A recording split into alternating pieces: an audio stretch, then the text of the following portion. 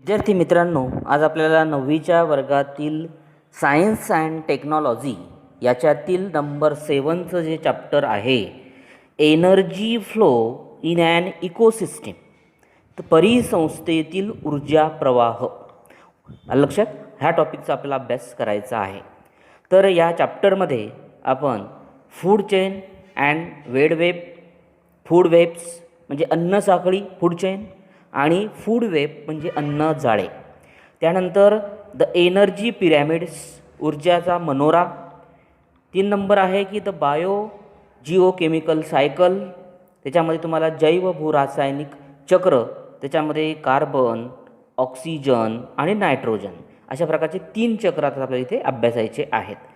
तर आता आपण मागच्या काही वर्गांमध्ये की आपण इकोसिस्टीम कशाला म्हणतात, परिसंस्था म्हणजे काय, परिसंस्थेचे जे प्रकार काय आहेत, त्यानंतर परिसंस्थेतील जैविक आणि अजैविक घटकांमध्ये कोणत्या प्रकारची आंतरक्रिया आहे आणि ती कशा प्रकारची चालते याविषयी तुम्ही माहिती घेतलेली आहे. तर आता सुरुवातीला आपल्याला याच्यात पाहायचं आहे की energy flow in an ecosystem, परिसंस्थेतील ऊर्जा प्रवाह. तर आपण मागच्या काही वर्गांमध्ये पाहिलेलं आहे की जे लिव्हिंग ऑर्गॅनिझम्स आहेत त्यांचं क्लासिफिकेशन करताना mode of nutritions into producer, consumers आणि सॅप्रोफाइट्स अँड डिकम्पोझर्स.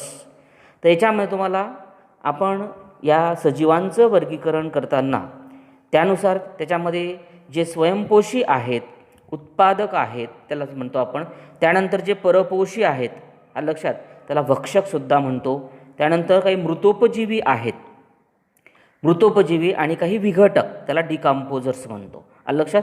सॅप्रोफाइट्स म्हणजे मृतोपजीवी, अशा प्रकारचे सजीवांचे 4 प्रकार पाडलेले आहेत त्यांनी की त्यांच्या पोषणाच्या पद्धतीनुसार प्रोड्युसर्स, कंझ्युमर्स, सॅप्रोफाइट्स अँड डिकम्पोझर्स अशा प्रकारे विविध प्रकार त्यांनी त्या ठिकाणी केलेले आहेत.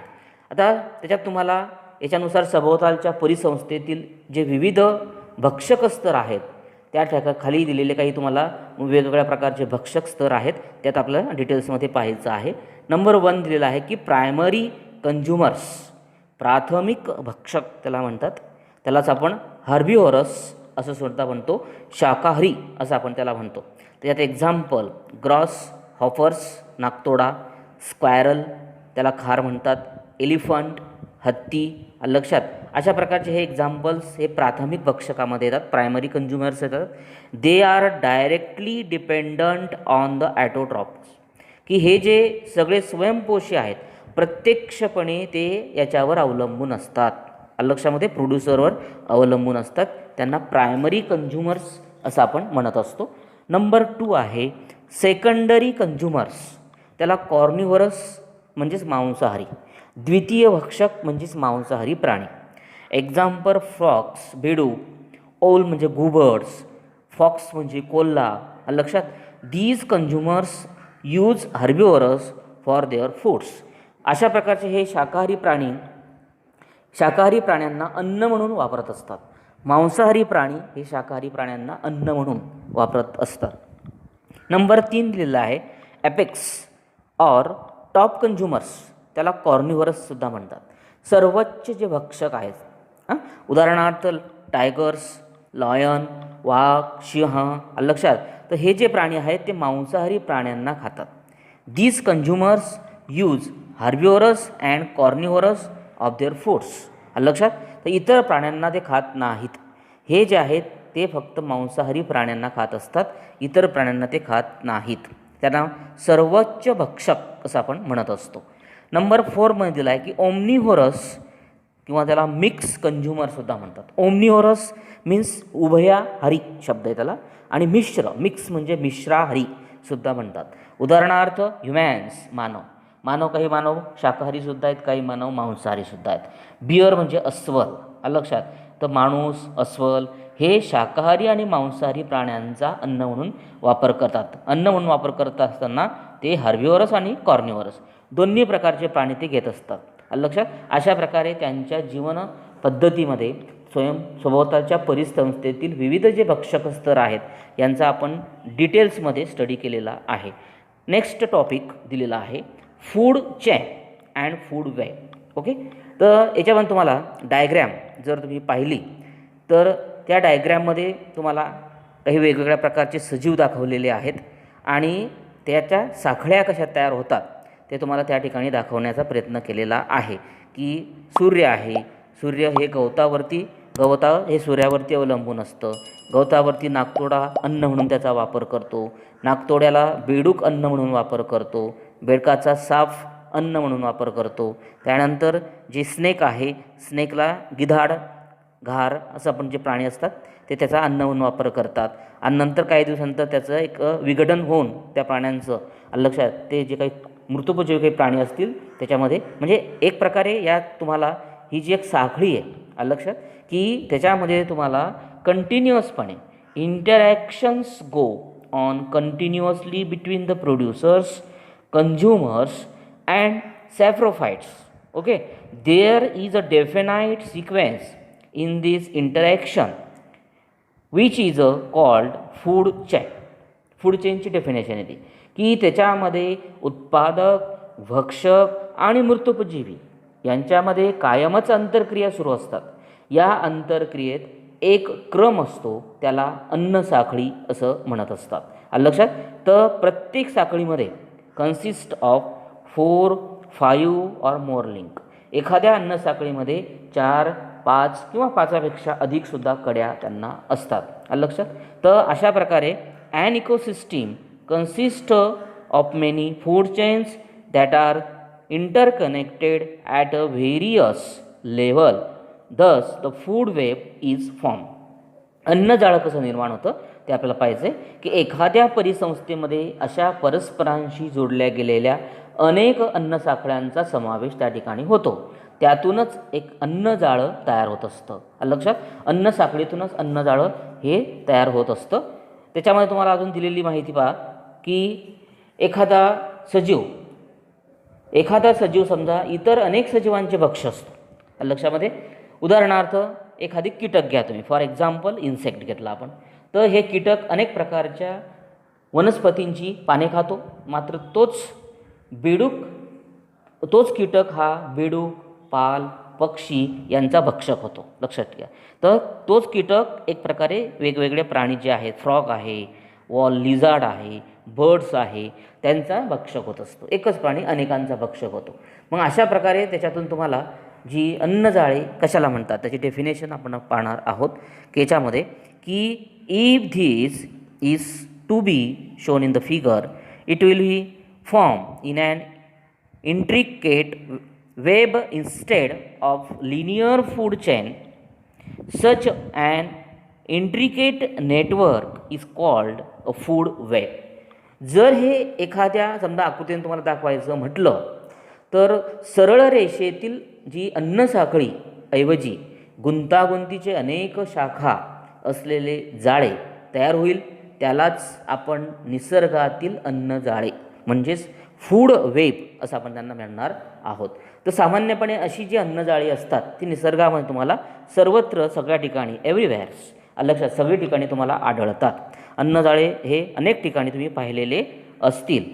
तर आपल्याला समजा तुम्ही सभोवतालच्या परिसंस्थेतील जर विविध भक्षक पाहिले, त्यांच्या पोषण पद्धतींचं वर्गीकरण केलं तर त्याच्यात तुम्हाला अनेक प्रकारचे, आता हे चित्रामध्ये तुम्ही सुद्धा अनेक प्रकारचे उदाहरणं त्या ठिकाणी हे करू शकतात.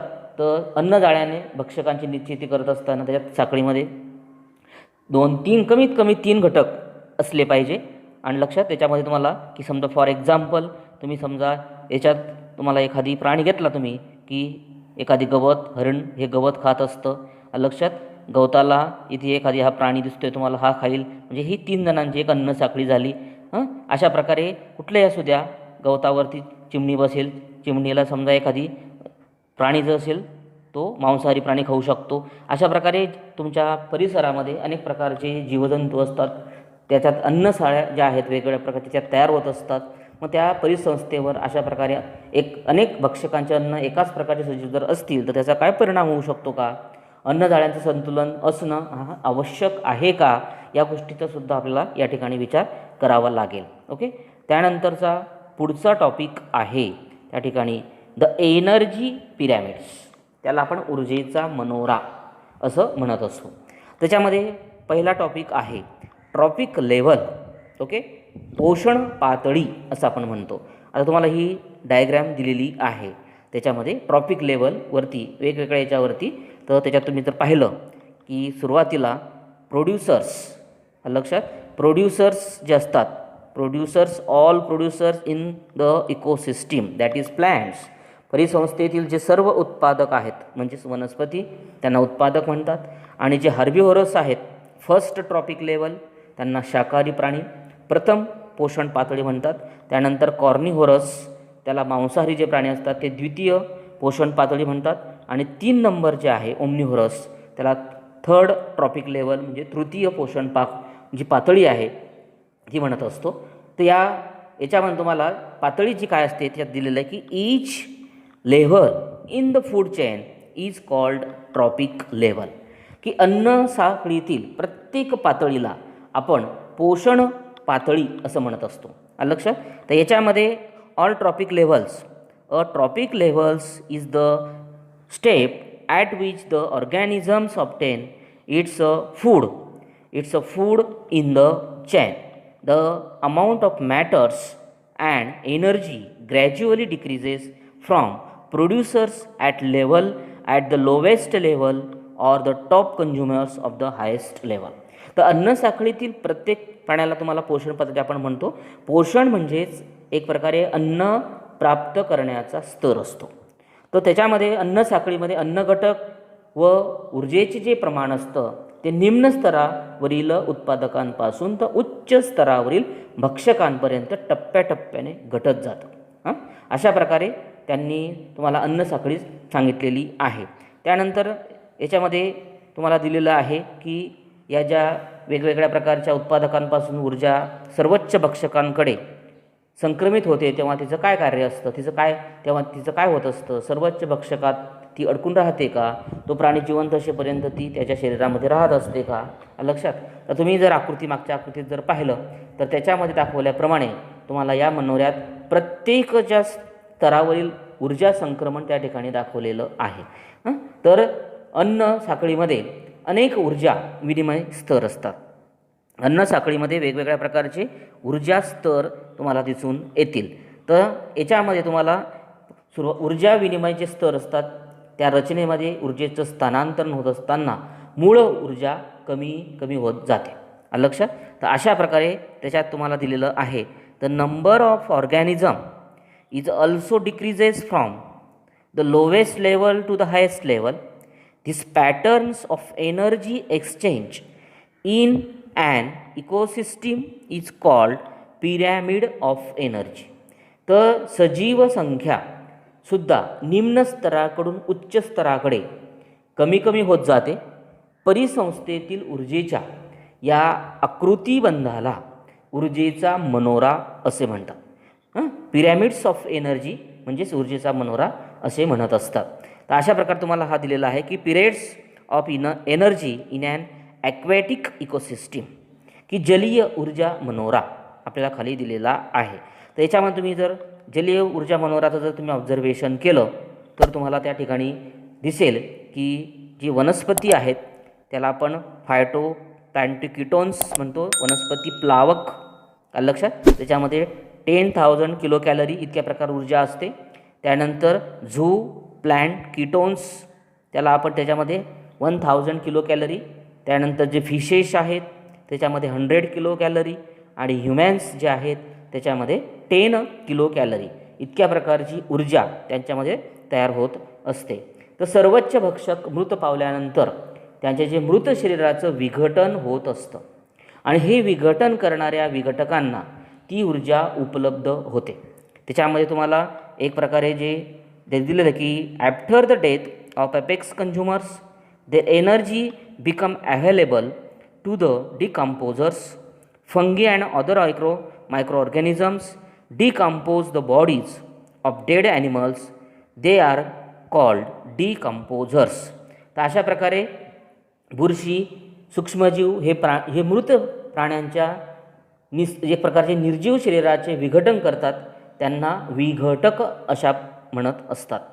तर मृत अवशेषांपासून अन्न मिळवताना विघटक त्यांचं रूपांतर साध्या कार्बनी पदार्थात करत असतात आणि हे जे पदार्थ आहे ते हवा, पाणी आणि माती, लक्षात, अशा प्रकारचे जे प्राणी असतात ते इयर्स, वॉटर्स अँड सॉईल अशा प्रकारे यात सहजतेने मिसळतात, इझिली मिक्स होत असतात आणि तेथून ते घटक पुन्हा वनस्पतीकडून शोषले जातात. लक्षात, absorb the plants and incorporate into the food chain आणि पुढे ते अन्न साखळीमध्ये संक्रमित होत असतात.